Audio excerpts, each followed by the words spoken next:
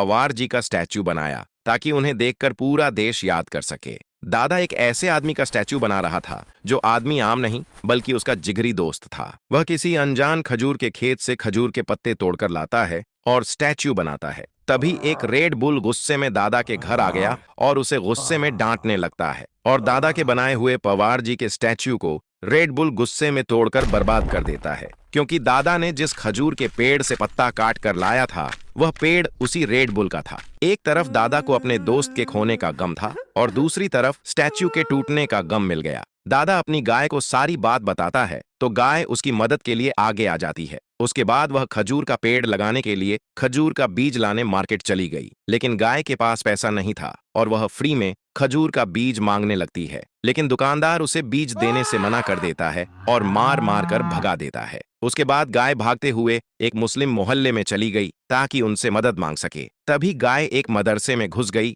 जहां सभी बच्चे इफ्तारी करने के लिए बैठे हुए थे। गाय बोली, भाइयों मेरी मदद करो और खेत में पेड़ लगाने के लिए मुझे कुछ खजूर दे दो। सभी बच्चे अपनी अपनी इफ्तारी का खजूर निकालकर इकट्ठा करके गाय को दे देते हैं। गाय सभी खजूरों को दादा को दे देती है और दादा इतने सारे खजूर देखकर खुश हो जाता है। फिर दादा ने सभी खजूरों को लाइन से एक एक करके खेत में रोप दिया। कुछ दिन बाद गाय और दादा की मेहनत रंग लाई और खजूर की खेती बड़ी हो गई। खजूर का पेड़ बड़ा होते ही दादा स्टैच्यू बनाने के लिए उन्हें काटने चला जाता है। उसके बाद सारा पत्ता बारी बारी लाकर एक बड़े से मैदान में इकट्ठा कर लेता है। फिर वह अपने दोस्त पवार जी की याद में रोते हुए उनका स्टैच्यू बनाने लगता है। आधा शरीर बन चुका था क्योंकि दादा के काम में उसका साथ बंटाने के लिए उसकी गाय भी थी। और इस बार का स्टैच्यू इतना बड़ा था कि आज से पहले अपने देश में इतना बड़ा स्टैच्यू कभी नहीं बना। अंत में एक दिन ऐसा आया कि दादा ने पूरी मेहनत और लगन से स्टैच्यू बनाकर तैयार कर दिया। दादा को एक पल के लिए लगा कि उसका दोस्त पवार जी कहीं नहीं गए